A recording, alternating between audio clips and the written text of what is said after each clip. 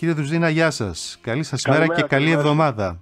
Καλημέρα και σε αφά, καλημέρα και σε εσάς και στους Έλληνες σε όλη τη γη που μας ακούνε. Σας ευχαριστούμε πάρα πολύ και για το σχόλιο και για την τιμή.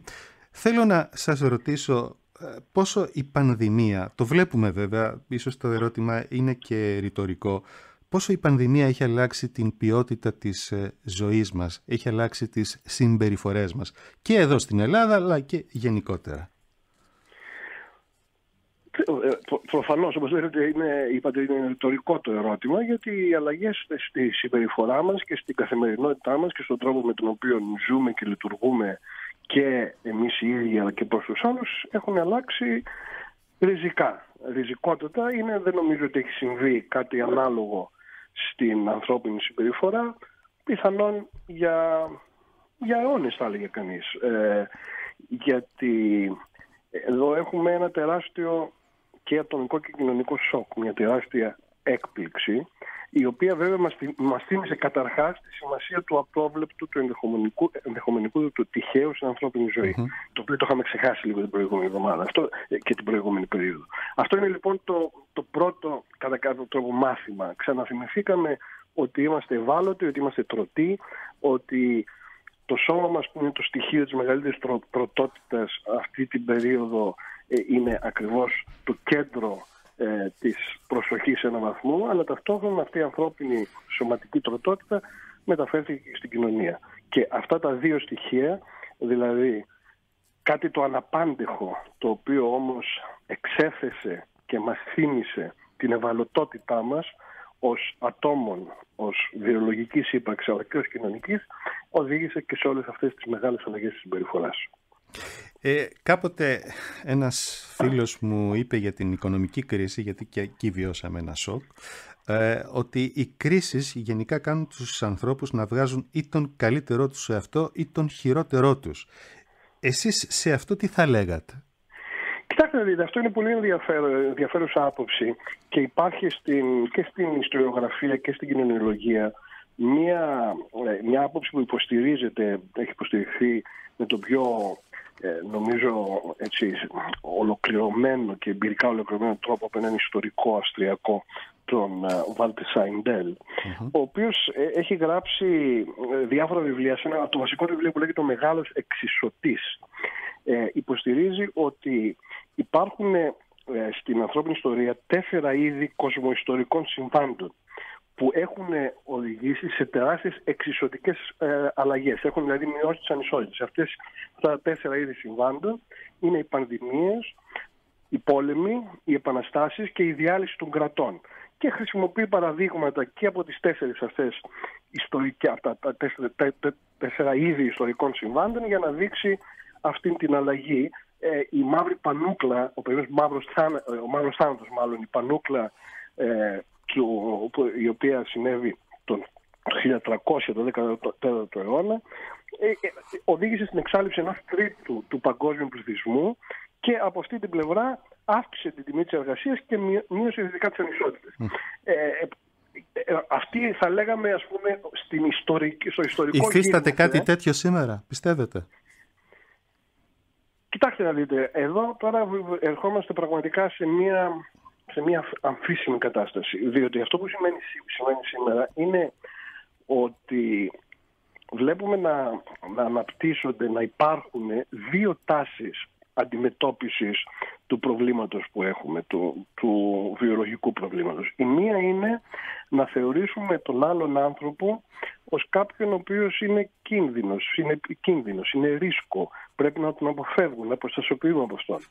Η αντίθετη είναι εκείνη που λέει ότι η κοινωνική αλληλεγγύη είναι αυτό το οποίο θα μας κρατήσει σαν κοινωνία, ότι η αποστασιοποίηση που έχω από τους άλλους, που το επιβάλλουν και τα μέτρα, είναι μια φυσική αποστασιοποίηση και γίνεται ακριβώς για να διατηρήσουμε την κοινωνική συνοχή και την κοινωνική οντότητα και να υποστηρίξουμε και να προστατεύσουμε και τους άλλους. Και τα δύο τα βλέπουμε. Ακριβώς, αυτό λέω. Ότι έχουμε και τις 2 αυτές τάσεις και επομένως παίζεται αυτή τη στιγμή και είναι το μεγάλο στίχημα, το διακύβευμα ας πούμε και με το τέλος της πανδημίας, η τη μείωση τέλος πάντων των κρουσμάτων κτλ., ποια από αυτές τις δύο τάσεις θα επικρατήσει. Διότι να προσθέσω κάτι εδώ.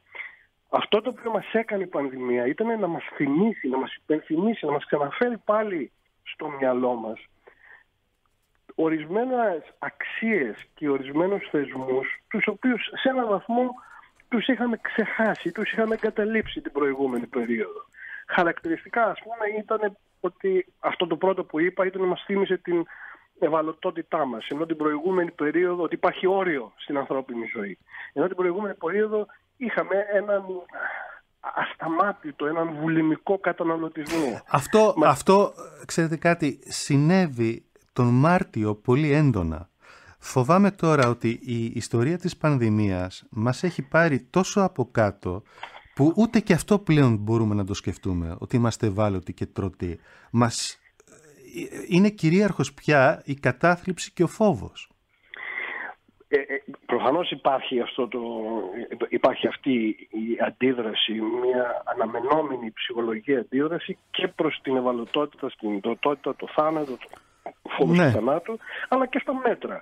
Διότι τα μέτρα, οτιδήποτε να πει κανείς για τα μέτρα, είναι καλά, κακά, αν επιβληθήκανε στην κατάλληλη στιγμή, καθυστέρηση, οτιδήποτε και να πούμε, αυτό το οποίο μας δείξανε τα μέτρα είναι ακριβώς ότι αυτά τα οποία θεωρούσαμε σαν δεδομένα στη ζωή μας, σαν πράγματα τα οποία, παιδί μου, δεν τα συζητάμε. Το γεγονός ότι μπορώ να βγω από το σπίτι μου, να πάω στο μπακάλι ή στο φούρνο και να αγοράσω ψωμί και να αγοράσω φρούτα. Ή σε μια ταβέρνα με τους φίλους μου, ή σε μια καφετέρια, ή σε ένα μπαρ.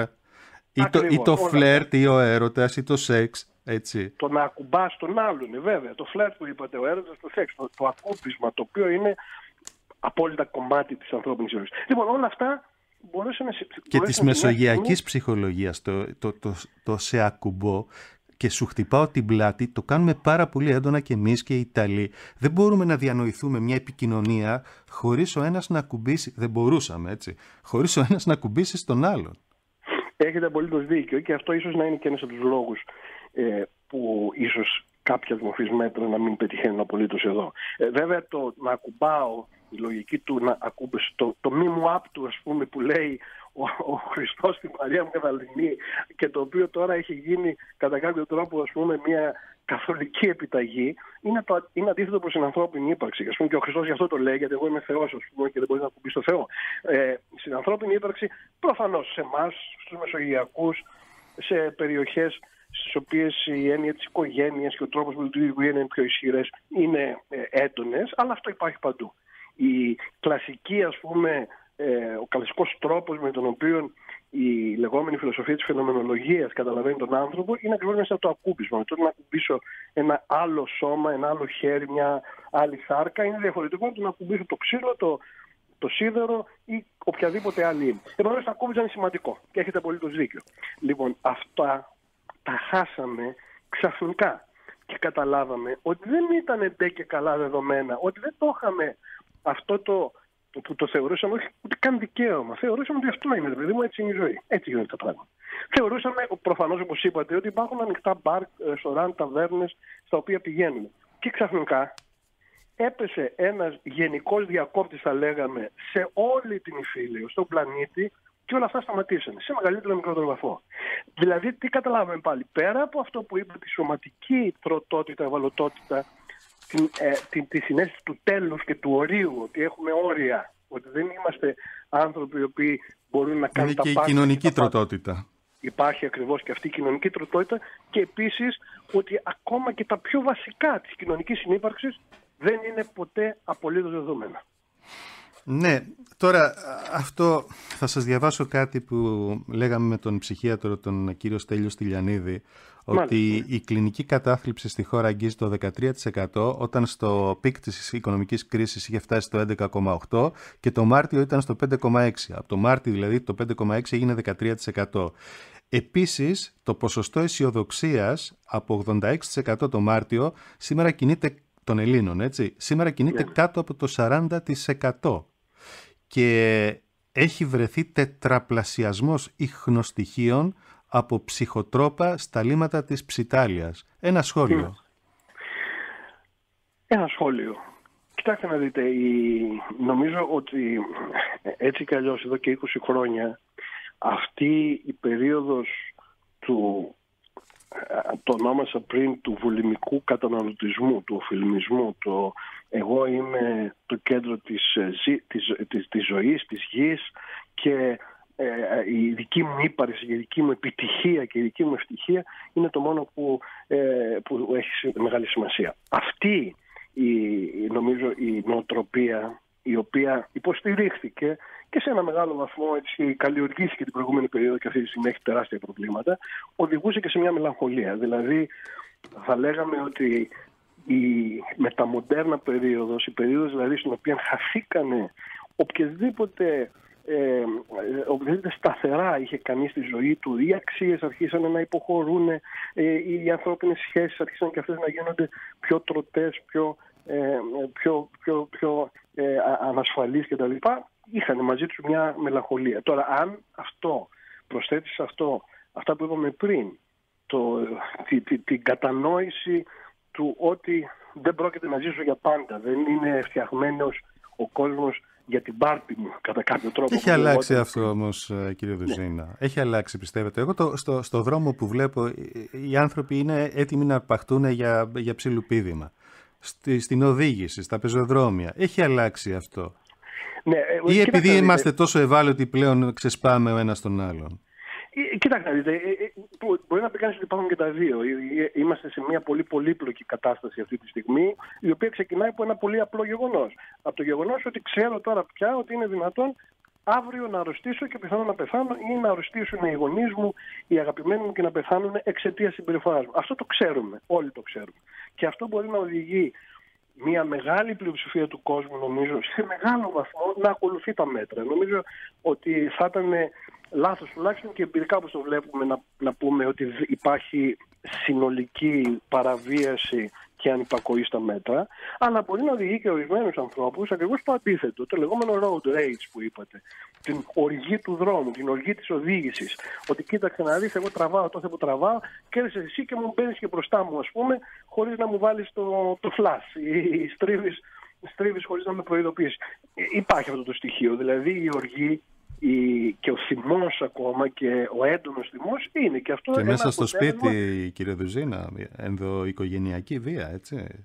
Δηλαδή, αυτό είναι το χειρότερο απ' όλα. Το χειρότερο απ' όλα, γιατί εκεί κρύβεται και το πρόβλημα. Δεν φαίνεται, δεν το βλέπεις, εκεί το αισθάνεσαι ή το υφίστασαι.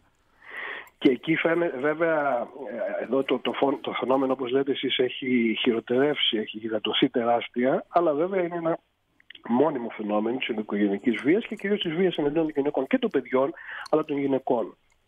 Την περασμένη εβδομάδα ήταν και η μέρα, υποτίθεται, κατά της γυναικοκτονίας. Ναι. Αυτό το στοιχείο υπάρχει και βέβαια ενώνεται και με κάτι που το είπατε στην αρχή και νομίζω είναι καλό να τελειώσουμε σε αυτό. Δηλαδή, αν μάθαμε τη σημασία της αλληλεγγύης σήμερα σε αντίθεση με τον ατομισμό, αν ξαναγυρίσανε στη μνήμη μας και στην καθημερινότητά μας η αναγνώριση των δημοσίων αγαθών και των δημοσίων υπηρεσιών, του κοινού καλού, του δημοσίου συμφέροντος, των κρατικών υπηρεσιών και του κοινωνικού κράτους. Αυτό το επίσης μάθαμε είναι ότι οι ανισότητες σκοτώνουν. Ότι οι ανισότητες σκοτώνουν, βέβαια, και οι γυναίκες και τα παιδιά μπαίνουν σε αυτή τη λογική της ανισότητας, γιατί υπάρχουν ιεραρχήσεις μες στο σπίτι. Σωστά. Μπορεί να είναι και ιεραρχήσεις φυσικές, βίαιες, αλλά και ιεραρχήσεις συμβολικές, με τη λογική του πατέρα, του αφέντη, του σύζυγου που αποφασίζει και διατάζει και αν κάποιος του πάει εναντίον τα κάνει. Αλλά το βλέπουμε, το ξέραμε βέβαια, αλλά το βλέπουμε τώρα και πολύ συγκεκριμένα με τα νούμερα. Λιγότερο τα ξέρουμε εδώ στην Ελλάδα, γιατί δεν εμφανίζονται αυτά τα νούμερα, όπως βλέπουμε στην Αμερική, στη Βρετανία, στη Γερμανία, στη Γαλλία. Τα πτωχότερα στρώματα και οι εθνικές μειονότητες έχουν ποσοστά και κρουσμάτων λοιμόξεων και ποσοστά θανάτων που μπορούν να φτάνουν μέχρι και 4 φορές παραπάνω από τους λευκούς και τη μεσαία τάξη. Το είδαμε και στις Ηνωμένες Πολιτείες αυτό πολύ έντονα. Αυτό σας είπα, ναι.